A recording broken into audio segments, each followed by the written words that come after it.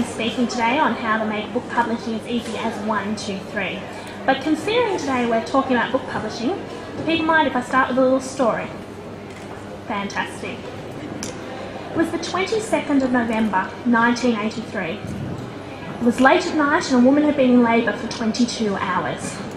At 11 past 11, the baby began to come.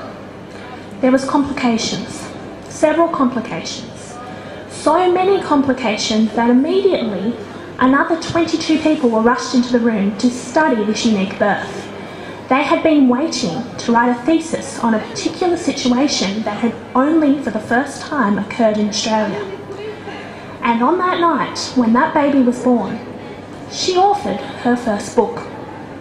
The youngest author ever in history to go down in the pages of a book as a co-contributor as Baby X at age 1 day.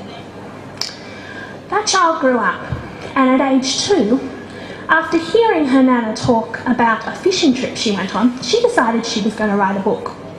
It was going to be called Nana Went Fishing. And at 2, she was determined to write a book. Now at 2 years old, this child couldn't read, this child couldn't write, but she wanted to write a book. So she did. It was a very tedious process for the nana. Nana, how do you spell Nana? N-A-N-A. Nana, what does an N look like? Needless to say, at the end of the day, that child had written a book. It was short, it took forever, but it had a beginning, a middle and a conclusion. It was a book. Incidentally, that child's first sentence was, "I want money." Now, it wasn't because the child was from a particularly poor background or because the child was particularly greedy, but it was because the child's favourite game was playing shop. She liked to sell people items she thought they needed. For example, a packet of cornflakes that had already been used and resealed because it was better for you on the calories. She was always looking out for other people's best interests.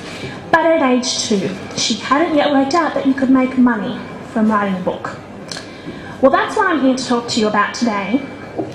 So let's get into it.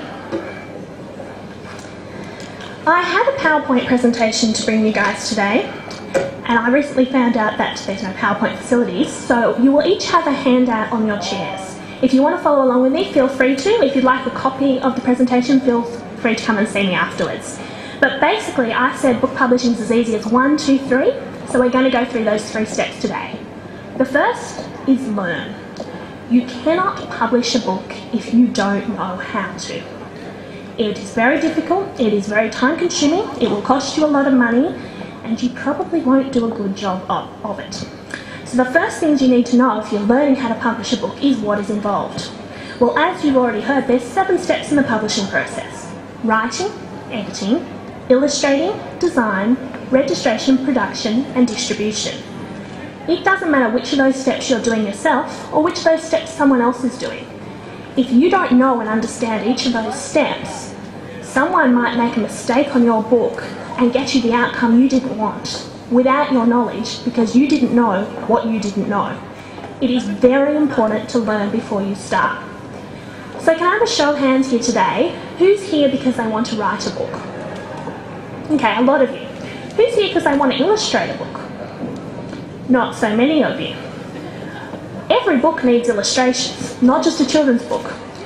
Plain text on a page is very, very boring. You want illustrations. Do you want your book to stand out? Illustrations might be a chart or a diagram. They might be a graphical element. They might be photographs. But you want something other than plain text in your book. So if you haven't considered now who's doing illustrations for your book, it's something you want to think about. Likewise, editing. You don't want a book going out there that doesn't have correct grammar, correct spelling. It'll take away all credibility. It'll stop potential sales. Even if you're doing a book because it's a dream, you really want to get a book out there, your book needs to be correctly edited. Think about the design. Who's putting your book together? Who's going to make it look great? Who's taking care of that for you? What about registration? You don't want to release a book and find out it's illegal. You want to make sure your book is correctly registered to be sold in the country you're selling it in. Production. Where do you want to produce your book? What do you know about production? Did you know it's half price to do it offshore? Or are you going to pay the Australian prices to do it here? You don't know what you don't know until you research these areas. Likewise, distribution. Are you looking at self-distribution? Are you looking at online distribution? Are you looking at bookstore distribution? You need to learn about each of these areas. The second thing in the learning process is the format of your book. Once you know about each area, what format do you want to do your book in? Is it a printed book? Is it an e-book, so it's going online, it's got no production costs for you, but it's not going to be available for someone that doesn't have a computer to download it? Is it an audiobook? Are people too busy to listen to what your book's on?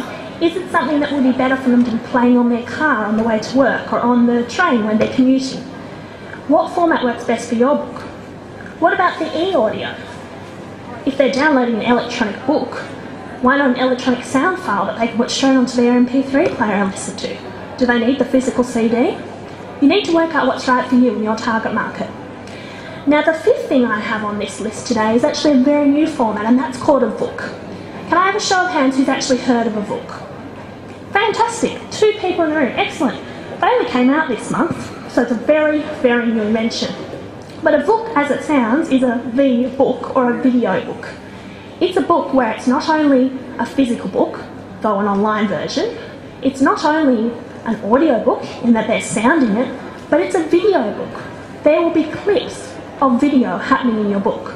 Doesn't mean the whole thing's filmed, but if you're doing a presentation, for example, like I'm doing here today, and that happened to be on the same topic as what your book was on, and that was relevant to, say, an introductory chapter, that video clip could be playing live in line on your book. There is so many formats to think about and what's right for your target market, and you want to make sure you've got that format right before you even start writing. The third thing I want to draw your attention to in the learning stage is why you're actually doing a book in the first place. Is it to fulfill a dream? Show of hands, who really wants to write a book because they just want to write a book? Not so many of you, which means there's an alternative motive there. Is it you want to make money from a book? Show of hands on that one. Yeah, everyone loves that one. Well, I'm here to tell you today that even though that 2-year-old didn't know how to do it, I do, and it's very easy to make money from a book if you do it in the correct manner. It is very easy to lose money from a book if you do it in the incorrect manner. And that is the importance of knowing what you want to do before you start.